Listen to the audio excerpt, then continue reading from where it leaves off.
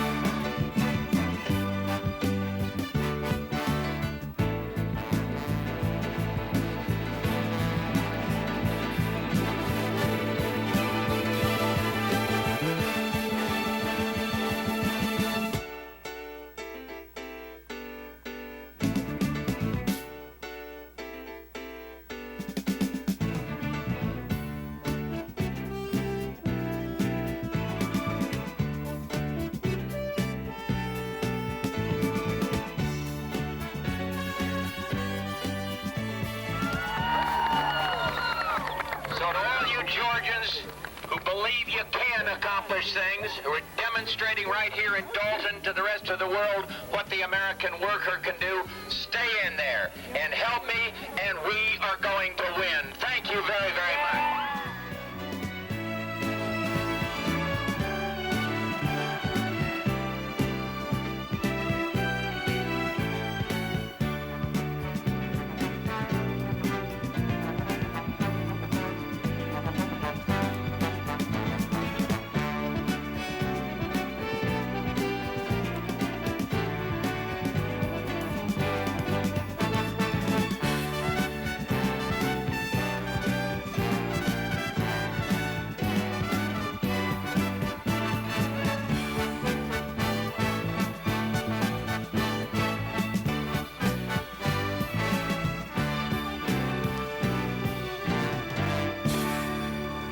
Ladies and gentlemen, the President of the United States, accompanied by Mr. Robert Shaw.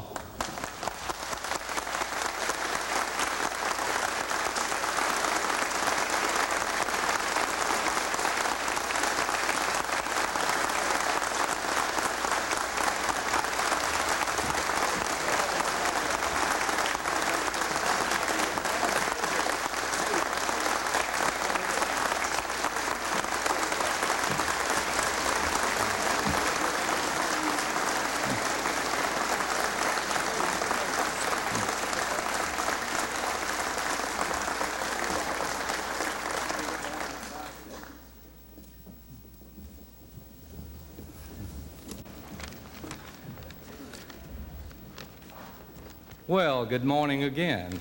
I know Mr. Lusk has already said that, but I greet you too.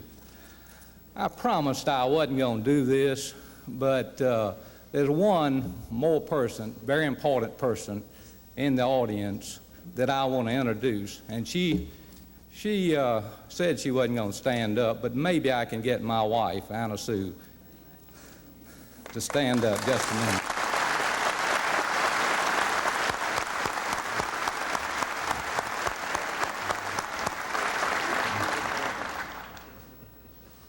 Mr. President, on behalf of the carpet industry, the citizens of Dalton, Georgia, we welcome you to the carpet capital of the world.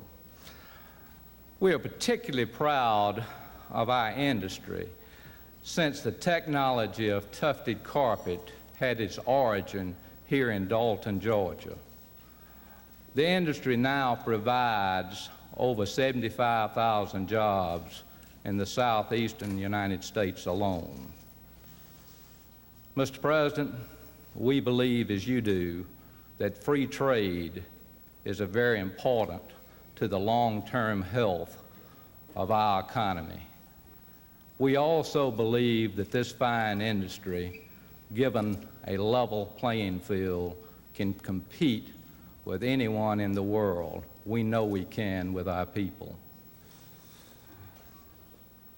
We also believed improved education is vital to the future of our nation. At the local level, we are constantly striving to make sure that we accomplish that. Mr. President, we believe that strong manufacturing sector is the backbone of American economy, and we in the carpet industry are proud to be part of that backbone. Representing 20,000 men and women of Shaw Industries, it is my privilege and pleasure to present the President of the United States.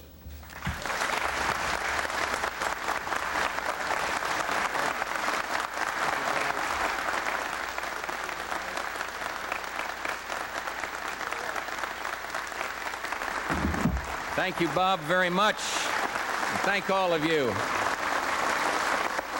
Thank you for that welcome.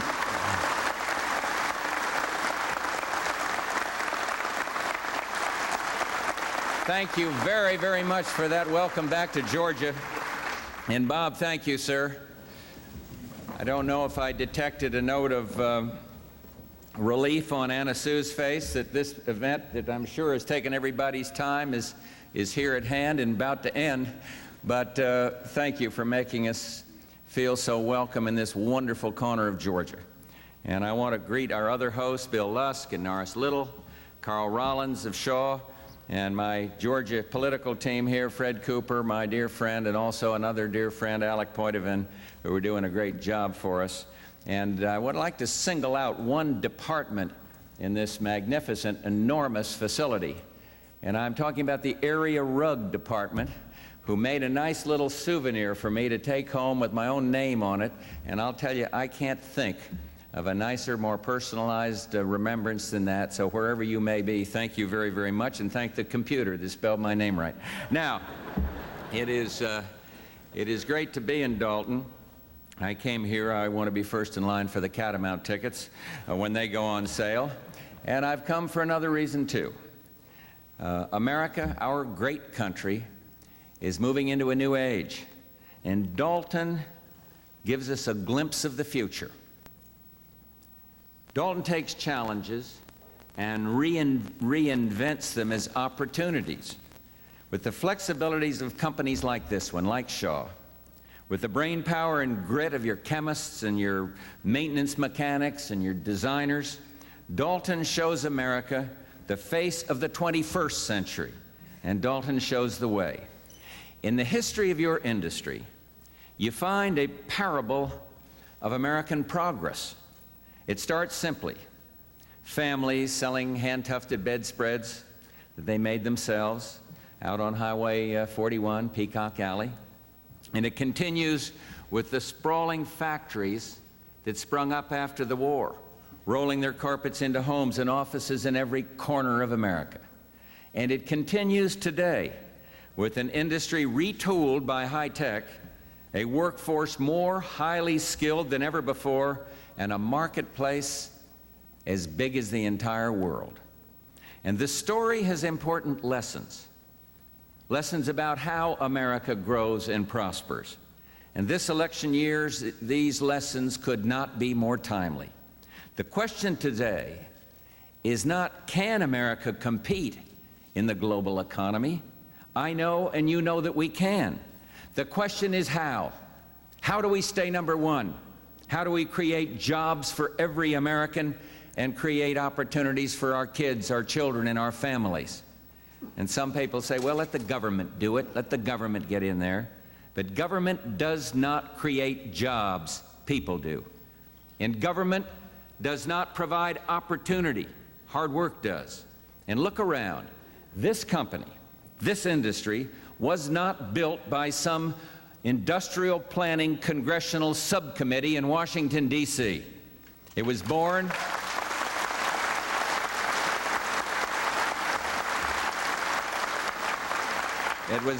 and built right here in Dalton, where the men and women take the risks and reap the rewards. And that's a lesson we shouldn't forget, even though given the hue and cry of this election year. And when you get down to it, leadership is about trust. Trust runs both ways. You need a leader who you can trust, but you also need a leader who trusts in the American people, trusts you, and not the government to make the important decisions about your lives. And when you forget about this kind of trust, trusting people, you get some crazy ideas. I'll give you an example. These days, the other side is pushing an idea that the way to fix this economy is to raise taxes by $150 billion. And at least half of that will fall on family farmers and small businesses. And they call that change. And I guess it makes sense, because if the other side get in power, change is all you'll have left in your pocket. And here's another crazy idea that's being pushed. They think they can fix health care by slapping you with at least a 7% payroll tax to finance a government takeover scheme. Well, we'll have a health care system with the efficiency of the motor vehicles if we do that, the Motor Vehicles Division, and also the KGB, the same compassion. And as long as I am president, I am not going to let our medical system be socialized or nationalized. We have a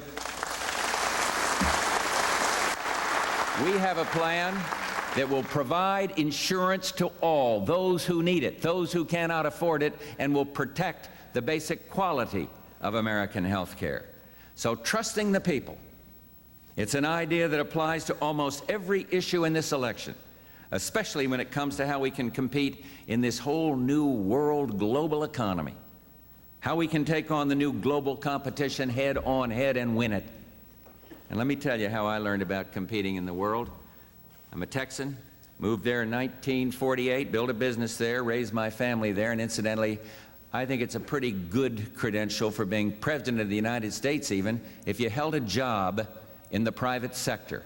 I think that's good. And in Texas, I saw businesses and cities and towns rise up from those dusty plains, place where you'd never expect it. And the reason was that the whole world thirsted for what Texans had to offer, crude and cattle and cotton, and we knew that more goods we sold outside our borders, the more jobs we created within them. And I never forgot that lesson. And I saw it again when I went into public life. And yes, I was ambassador up there at the United Nations and lived overseas in China, just talking to Bob Shaw about that, ran the CIA, and as vice president traveled around the world some.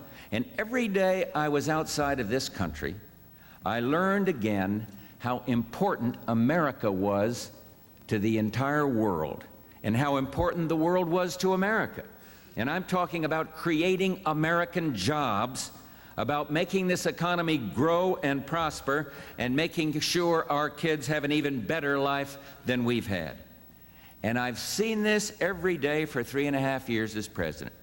And I heard a certain Southern governor say the other day that this country was being ridiculed around the world. Well, I suspect, and I'm not going to name names quite yet, I suspect that he hadn't been around much. I'd like to have him walk the streets of Warsaw, as I did a few days ago, or Moscow, or maybe sit down with Boris Yeltsin or Helmut Kohl or Miyazawa or a myriad of leaders south of our border, and they'd tell him what you and I already know. The United States is the undisputed leader of the world, and that did not happen by accident. It happened by leadership and by the sons and daughters of America doing what they had to do from Iraq all the way across a major spectrum of other places. It's the spirit of the United States.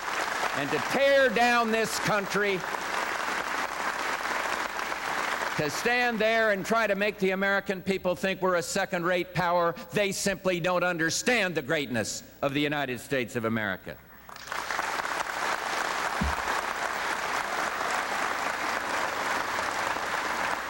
And here's one way we're going to demonstrate it. Trade, exports, open up markets so you can sell the goods you make right here. I heard Bob Shaw talk about it, and he is 100% correct. And the day is long gone when you could sell carpets and rugs in 50 states and leave it just there. These days, standing still means falling behind. And it's a new world. Markets are opening up in Guadalajara and Jakarta and Santiago and Moscow. And I'm going to see to it that America's gets there first. And it's not going to be easy. This export business is not easy. And if you want America to lead the world, you need somebody who understands. You need a leader who understands the territory, someone you can trust to hammer out a good deal around the negotiating table. But you need even more. You need a leader who trusts you and someone who knows that Americans are the most productive, the most competitive workers the world has ever seen. And all you need is a chance to show your stuff. And as long as I am president, I'm going to fight to see that you get the chance to sell these products anywhere around the world.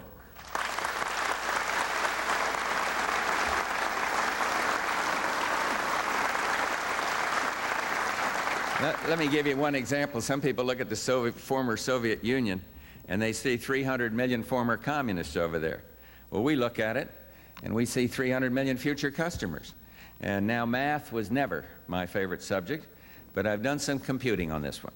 Let's say there's 50 million homes.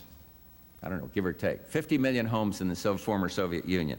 Maybe 4.5 billion square yards of floor space, bare floor space. That's 4.5 billion square yards just waiting to be covered by your finest patterned Berber. And of course, I'm factoring in kitchens and bathtubs too. But I have faith in your sales force. They can sell anything, any place, anytime. And another example, since 1989, now listen to this one. Since 1989, exports, carpet exports to Mexico are up by 60%. And that's pretty darn good. But here in Dalton, pretty good isn't good enough. And we're going to build on that success, and right now we're hammering out a new free trade deal with Canada and Mexico.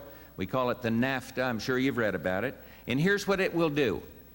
It will create 300,000 American jobs by 1995, and one of the largest free trade areas in the world. And free trade opens up the road. And on the open road, American workers leave the competition in the dust. Or, as my friend Arnold Schwarzenegger would say, hasta la vista, baby. We are on the move, and we're going to keep it on the move.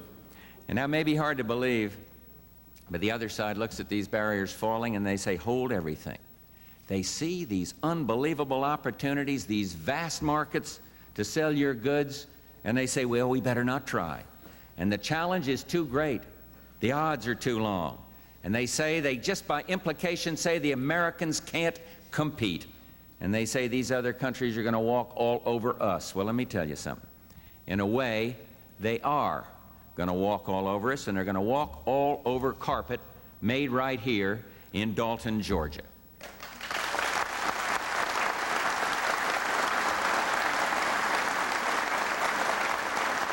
This is the year for 6 months we've been subjected to the darndest pessimism about our great country that I have ever heard. Every time you turn on that television at night, somebody's telling you what's wrong. Well, let me tell you what's right. They say that America can't compete, and I say we can compete and that we'll win. And they say, pull the blinds and lock the door. The American worker can't hack it anymore. And I say, the American worker can outthink, outwork, outcompete anyone, anytime, anywhere. And here's a fact. Here's a fact these pessimists better understand. Foreign trade supports the jobs of 153,000 Georgians, more than 7 million Americans. And here's my pledge to you: I will not let anyone endanger a single one of those jobs by going protectionist and closing up trade. Let them. So let the other side criticize and say our country is ridiculed, laughed at around the world. They ought to open their eyes. Let them worry and whine. I am in a fight for these open markets because that means more jobs in this country, right here in Dalton, Georgia, among others, every city and state of our country. And let them run this country down. Let them carp on what's wrong with America. I'm going to do what's right. And that's what leadership is, and that's what trust is. And I'd like to bring these pessimists down here to this part of Georgia. I'd like to bring them right here to see this town, this industry. And they might discover they've got nothing to fear from American workers, and that American workers have nothing to fear from competition. This is one workforce that can beat the pants off any competition. And that is the lesson of Dalton. That's why I'm here. I want that lesson to reverberate all across our entire country. You didn't fear the future. You shaped it. Your industry didn't retreat from foreign markets. You went out and conquered them. And with leadership that trusts in you, you'll keep beating the pants off the competition. And you and I do not feel that we are the laughing stock of the world. We are the undisputed leader. So let's keep it just exactly that way in the future. Let's keep America number one. Thank you, and may God bless our great country. Thank you very, very much. Good to see you, guys.